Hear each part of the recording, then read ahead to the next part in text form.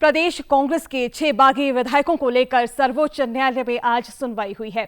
सुनवाई के दौरान न्यायालय ने सभी बागी विधायकों की याचिका पर विधानसभा अध्यक्ष और सचिवालय को नोटिस जारी कर जवाब मांगा है।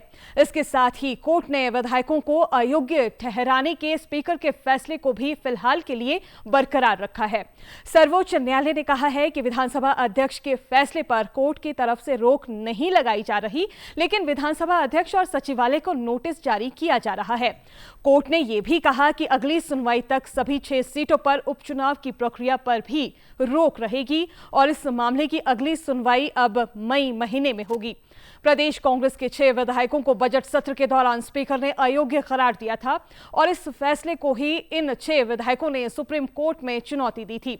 इस पर आज कोर्ट में सुनवाई करते हुए विधानसभा अध्यक्ष के फैसले पर रोक लगाने से इनकार किया है। और इस खबर पर ज्यादा जानकारी के लिए हमारे साथ जुड़ रहे हैं दिल्ली से हमारे संवाददाता विकास सारथी। जी विकास, प्रदेश कांग्रेस के 6 बागी विधायकों को एक तरह से बड़ा झटका कोर्ट से लगा है। उनकी अयोग्यता फिलहाल बरकरार है। इसके अलावा कोर्ट में आज सुनवाई में क्या कुछ कहा गया है? बिल्कुल, देखिए यहाँ पर अयोग्य विधायकों 6 विधायकों का ये कहना था कि उनका जो निलंबन है उसमें प्रक्रिया का पालन नहीं किया गया है। उन्होंने ऐसा कोई काम नहीं किया था जो सीधे सीधे उनको बगैर सुनवाई का मौका दिए उनको अयोग्य घोषित कर दिया गया स्पीकर की तरफ से। हालांकि सुप्रीम कोर्ट ने एकदम तुरंत इस पर किसी तरह की रोक लगाने से तो इनकार कर दिया, यानी स्पीकर का ऑर्डर फिलहाल उस पर कोई स्टे नहीं है, लेकिन कोर्ट इसको विस्तार से सुनेगा और तब ये बात साफ होगी कि इनका भविष्य क्या होगा इन 6 विधायकों का।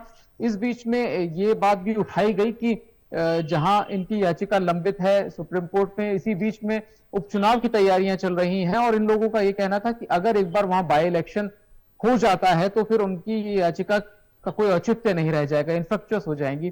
तो कोर्ट ने उनको यह आश्वासन दिया कि जो कार्रवाई चल रही है उसको देखते हुए ये बात बिल्कुल संभव है कि चुनाव आयोग दोबारा ये जो अधिसूचना है इसको वापस लेगा और एक नया जब समय आएगा, उचित समय आएगा तो नई अधिसूचना जारी करेगा। इसके लिए याचिकाकर्ता आश्वस्त रहे, लेकिन क्योंकि आज पहले ही दिन सुनवाई थी इसीलिए कोर्ट ने सीधे स्पीकर के आदेश पर किसी तरह की रोक नहीं लगाई है। अब स्पीकर सचिवालय जो है उसको ये कहा गया है कि वो अपना जवाब दाखिल करें। उनको नोटिस जारी किया गया है स्पीकर के कार्यालय को और फिर विस्तार से इस पर सुनवाई की जाएगी, क्योंकि पहले भी सुप्रीम कोर्ट में ये डिस्क्वालिफिकेशन से जुड़े अलग अलग मामले आते रहे हैं। अलग अलग राज्यों के संबंध में फैसले भी कुछ अलग हैं, तो हर बार जब भी डिस्क्वालिफिकेशन का मामला सामने आता है तो सुप्रीम कोर्ट को नए सिरे से विस्तृत सुनवाई करनी पड़ती है।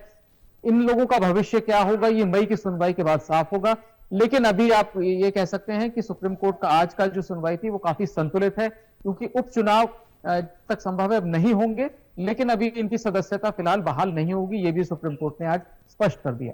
जी विकास, बहुत बहुत शुक्रिया तमाम जानकारी के लिए।